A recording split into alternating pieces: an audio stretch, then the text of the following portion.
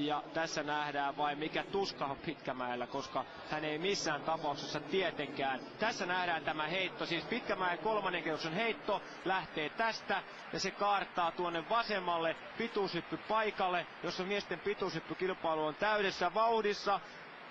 Ja siellä on Salim Saidiri ja se napsahtaa suoraan siihen rintaan tuohon kylkeen.